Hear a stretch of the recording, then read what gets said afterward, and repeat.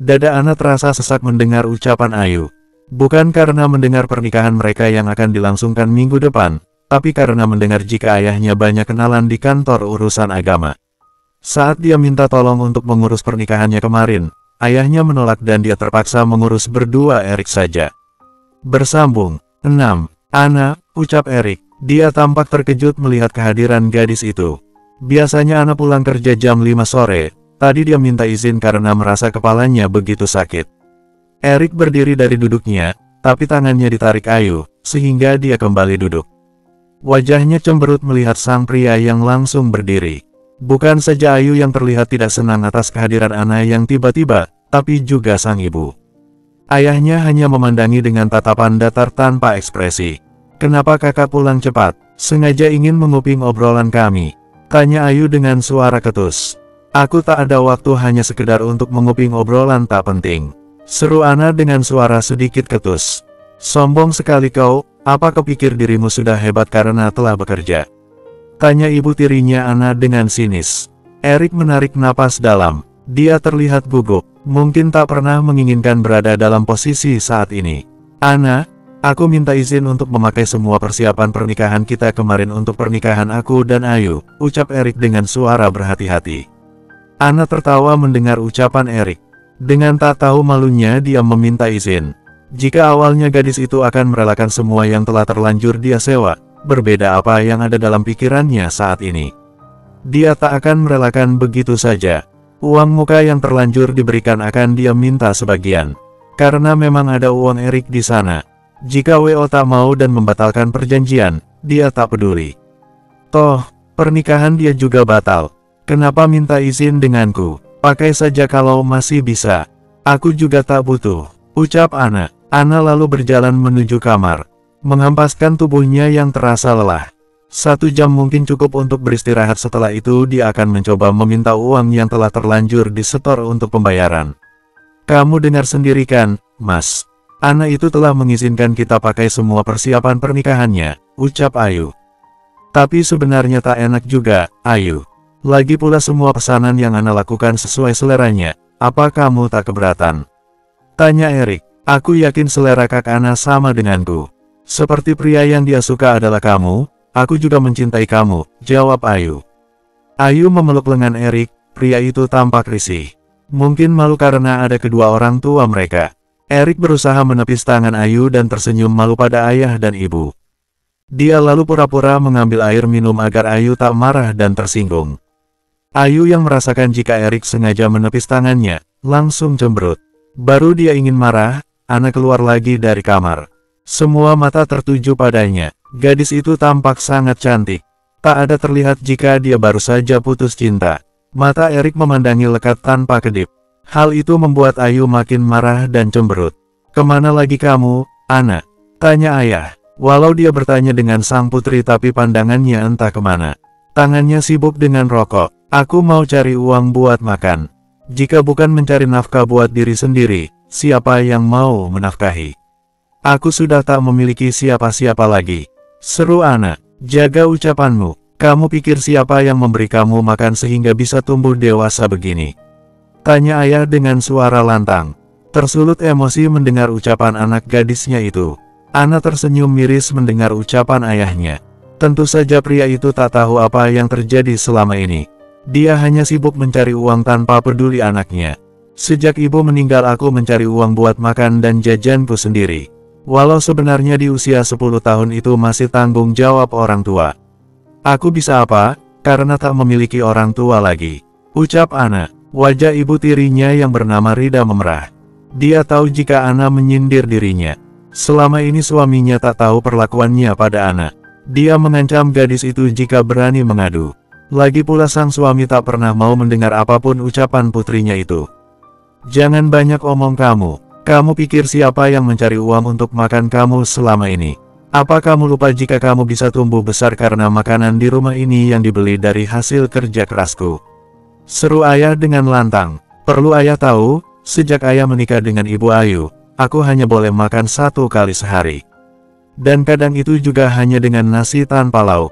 Jajan sekolah aku cari sendiri dengan berjualan apa saja. Aku di usia sekecil itu harus bertarung dengan kerasnya hidup. ujar Ana. Dadanya sesak mengingat semua perjuangannya selama ini. Mungkin kegagalan pernikahannya ini adalah petunjuk Tuhan agar dia segera pergi dari orang-orang toksik di rumah ini. Ayah dan ibu langsung berdiri mendengar ucapan Ana. Entah apa yang ada dalam pikiran mereka. Dulu Ana sangat berharap Erik akan melindunginya dari kerasnya dunia ini, tapi ternyata pria itu justru menambah lukanya. Dia jadi tak percaya dengan namanya pria. Ayah yang menyakiti hatinya dan kekasih yang menggoreskan luka makin dalam. Jangan sembarangan bicara kamu, Ana. Aku selalu memberi kamu makan. Jikapun aku hanya memberi nasi, karena memang lauk telah habis. Ayahmu bukanlah pria dengan penghasilan gede, sehingga aku harus bisa berhemat, ucap Ibu Ayu mencoba membela diri. Mulutnya memang keterlaluan, Ana. Ayah tahu, jika kamu masih sakit hati karena pernikahan Ayu dan Erik, tapi bukan berarti kamu harus memfitnah ibumu. Walaupun dia hanya ibu sambung, tapi dia yang menjagamu hingga bisa seperti saat ini. Jangan kau lupakan semua itu, seru Ayah Ali. Ana tertawa mendengar ucapan ayahnya. Baginya itu sangat lucu. Aku sudah yakin jika ayah tak akan percaya dengan ucapanku ini, makanya aku tak pernah mengatakan apapun tentang ibu. Biarlah semua aku tanggung sendiri. Aku hanya meminta, semoga suatu saat Tuhan membukakan hati ayah dan melihat siapa sebenarnya yang salah. Setelah mengucapkan itu Ana langsung berjalan tanpa menunggu jawaban dari ayah atau ibunya. Dia harus segera meminta uang yang terlanjur diberi. Jika uang muka tak bisa kembali, biar saja. Itu juga sebagian uangnya Erik. Ayah lihat sendiri kan, Kak Ana itu iri denganku. Dia ingin menjelekkan ibu agar Mas Erik ikut membenci ibu, ucap Ayu.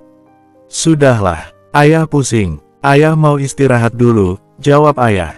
Pria itu lalu berjalan menuju kamar. Ibu juga mau istirahat, dan setelah itu masak untuk makan malam. Bukankah kalian ingin pergi ke sewa pelaminan untuk memajukan acara? Sebaiknya pergilah, takutnya bentrok dengan orang lain, ucap Ibu Rida. Ayo, Mas, benar kata ibu, kita harus segera konfirmasi ulang tanggal pernikahan, ajak Ayu.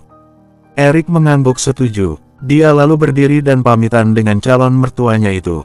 Bersambung. 7.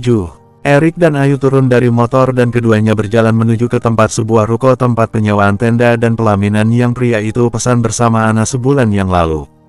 Langkah Erik tampak ragu, di jalan tadi dia sempat berhenti dan berdebat dengan Ayu. Pria itu menyarankan agar pernikahan mereka secara sederhana saja, hanya mengundang kerabat terdekat. Namun, Ayu tak setuju. Dia ingin pesta seperti yang kakaknya rencanakan. Mereka masuk ke ruko itu dan mengatakan ingin bertemu dengan pemiliknya. Pekerja meminta mereka masuk ke salah satu ruangan. Kebetulan pemiliknya ada di tempat. Setelah masuk, keduanya dipersilahkan duduk. Erik yang pernah bertemu dengan wanita itu tersenyum kikuk. Mas Erik, apa ada yang bisa saya bantu? Tanya wanita yang bernama Tika itu. Raut wajahnya tampak sedikit terkejut. Begini, Mbak, saya ingin memajukan pesta pernikahannya. Seminggu lagi, apakah bisa? Tanya Erik dengan ragu. Saya lihat jadwal dulu. Apa di tanggal itu penuh pemakaian tenda atau masih ada? Tika membuka sebuah buku dan melihat jadwal pada tanggal itu. Dia lalu tersenyum. Kebetulan masih ada sisa satu set tenda dan pelaminan. Jadi benar yang dikatakan Mbak Ana jika pernikahan kamu dan dia batal. Kamu akan menikah dengan wanita berbeda. Apa ini calon pengantin wanitanya? Tanya Tika. Dia memandangi Ayu. Baru tadi Ana datang meminta uang pembayaran tenda dan pelaminan. Sebenarnya tidak bisa meminta uang yang telah disetor. Tapi melihat wajah Ana yang lelah dan sedih, Tika ingin memberikan semua uangnya. Namun, Ana justru menolak. Ana hanya meminta uangnya. Uang Erik sebagai uang muka, tidak mau dia ambil. Gadis itu mengatakan pada Tika jika nanti pasti Erik akan datang dengan calon pengantin wanitanya. Kapan Kak Ana datang ke sini? Tanya Ayu. Mendengar kakaknya telah datang ke sini, Ayu menjadi cemas dan khawatir. Dia mulai berpikir buruk. Setengah jam yang lalu baru pergi dari sini, jawab Tika. Ayu langsung memandangi Erik. Pria itu juga tampak terkejut. Dalam hatinya berkata, berarti gadis itu tadi keluar rumah karena ingin ke sini. Tak menyangka jika Ana bisa bergerak cepat. Untuk apa Kak Ana ke sini? Tanya Ayu. Dia sangat penasaran tujuan sang kakak datang. Takut sekali jika yang ada dalam pikirannya itu benar terjadi. Ana datang untuk membatalkan pemakaian tenda dan pelaminan kami, jawab Tika. Kembali Ayu dan Erik saling pandang. Takut jika sang kakak membatalkan dan mengambil uang pembayarannya. Bukankah Ana mengizinkan dia memakai apapun yang telah dia sewa? Tak masalah jika dia datang hanya untuk mengatakan jika pernikahan kami dibatalkan, ucap Erik dengan suara pelan. Kami datang untuk memakai semua tenda dan pelaminan yang Kak Ana sewa, cuma tanggalnya dimajukan, lanjut Ayu. Boleh saja, kebetulan memang masih ada sisa satu set pelaminan dan tenda. Bagus jika begitu, jadi saya bisa pakai itu dan tak perlu lagi melakukan pembayaran kan? Berarti semua sudah deal, seru Ayu. Tika sang pemilik jasa sewa tenda dan pelaminan itu tampak keheranan mendengar ucapan Ayu. Dia menatap wanita itu dengan penuh tanda tanya. Ayu yang menyadari tatapan Tika, lalu bertanya. Dia ingin tahu maksud dari pandangan wanita itu. Kenapa Mbak Tika memandangi saya seperti itu? Apa ada yang salah dengan ucapan saya? Tanya Ayu. Biasanya, bagi yang ingin memakai tenda kami, harus melakukan pembayaran paling sedikit 75% dari total pembayaran, seminggu sebelum acara berlangsung. Karena acara pesta Mbak dan Mas Erik akan diadakan minggu depan, maka saya minta pembayaran seperti yang saya katakan tadi. Erik dan Ayu kembali saling pandang. Dia tak menyangka jika Ana akan meminta uangnya. Bukankah di rumah gadis itu mengatakan ikhlas jika dia memakainya? Maksudnya kami harus melakukan pembayaran lagi? Tanya Ayu dengan raut wajah terkejut. Tangannya mengepal menahan amarah. Merasa dibohongi dan dibodohi. Jadi dia telah tertipu wajah lugunya. Ya, Mbak, semua uang pembayaran telah diminta Mbak Ana. Dia hanya menyisakan uang muka, ucap Tika. Wajah Ayu memerah menahan emosinya. Dalam hatinya berkata, dia akan buat perhitungan dengan wanita itu. Erik menarik napas dalam. Bagaimana dia akan membayarnya? Kedua orang tuanya tak mau membantu. Mereka kecewa saat Erik membatalkan pernikahan dengan Ana. Kedua orang tua Erik begitu menyayangi gadis itu. Kekecewaan bertambah saat mengetahui jika anaknya telah menghamili Ayu. Jika dengan Ana, sisa pembayaran akan ditanggung kedua orang tuanya. Walau gadis itu telah menolaknya, tapi tetap kedua orang tua Erik ingin membantu juga. Ana berpikir, pesta akan diadakan di rumah kediaman dirinya, jadi itu merupakan tanggung jawab dirinya sendiri. Erik sebenarnya sangat menyesal atas perbuatannya dengan Ayu. Gara-gara itu dia harus kehilangan orang yang tulus mencintai dirinya, yaitu Ana. Jika saja saat itu dia tak tergoda melakukan hubungan badan dengan Ayu. Sore itu, Erik menemani Ayu ke hotel tempat wanita itu pernah magang. Dia ingin meminta tanda tangan manajer hotel sebagai bukti jika telah selesai. Memang itu bukan pertama kalinya mereka pergi berdua. Erik sering mengantar gadis itu kuliah di akademi perhotelan. Kedekatan mereka diketahui Ana. Tak ada kecurigaan gadis itu pada keduanya, karena dia yang terlalu percaya dengan pria itu. Hari itu hujan turun dengan derasnya, sehingga dia dan Ayu memilih menunggu hujan reda di hotel itu. Tak disangka hujan begitu awetnya hingga pukul 9 malam. Ayu yang kelelahan menyandarkan tubuhnya ke pria itu. Entah setan mana yang menggodanya sehingga dia mengecup pipi wanita itu. Ayu terbangun dan tersenyum, lalu berbisik, "Mas, kita menginap di sini saja ya. Sepertinya hujan begitu awet. Bagaimana dengan orang tuamu, apakah mereka mengizinkan?" Tanya Erik. "Aku akan menelepon dan mengatakan menginap di rumah teman," jawab Ayu. Setelah berpikir sesaat, akhirnya mereka memutuskan menginap hingga hubungan terlarang itu terjadi. Merasa ketagihan, hampir tiap akhir pekan mereka lakukan. Sehingga uang gaji Erik selalu habis tiap bulannya. "Bagaimana Mas, Mbak, apakah akan tetap memakai jasa kami?" Tanya Tika. Pertanyaan Tika itu membuat Erik tersadar. Dia lalu memandangi Ayu. Sepertinya wanita itu juga sedang menunggu jawaban dari bibirnya.